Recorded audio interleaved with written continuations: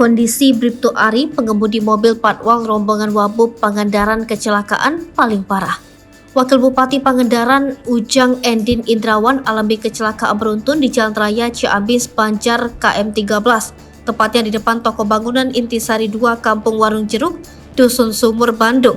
Karangkamulian Cijongjin, Ciamis, Jawa Barat, Selasa 30 Mei 2023 sekira pukul 16 waktu Indonesia Barat. Tak hanya mobil Fortuner bernomor polisi Z1685PN yang ditumpangi Wabub Pangandaran, sejumlah mobil rombongan pula terlibat kecelakaan. Dari 4 mobil yang mengalami tabrakan beruntun, kondisi mobil Patwal rombongan Wabub Pangandaran paling parah. Mobil Patwal yang dikemudikan Bribtu Ari tersebut mengalami kerusakan paling parah, ringsek setelah adu bagong dengan mobil truk yang datang dari arah berlawanan. Waktu kejadian menurut Budi, mobil yang ditumpanginya berada hanya berjarak 4 mobil dari mobil truk yang terlibat tabrakan beruntun dengan mobil rombongan Wabub Pangandaran tersebut.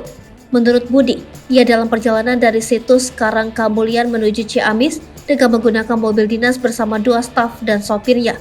Begitu mengetahui ada kejadian tabrakan beruntun, Budi yang berada di lokasi bersama 2 staf dan seorang sopirnya tersebut langsung turun dari mobil, membantu mengatur lalu lintas dan membantu mengevakuasi korban dari mobil yang terlibat tabrakan beruntun, 4 mobil dan 1 sepeda motor. Menyusul kejadian tersebut, menurut Budi, kondisi Wabub Pangandaran Haji Ujang Endin Indrawan yang berada di mobil dinasnya, mobil Fortuner putih Z1685PN, dalam kondisi selamat dan hanya mengalami luka ringan. Kondisi pengemudi mobil Patwal paling parah, kakinya terjepit pintu, kabinnya rusak.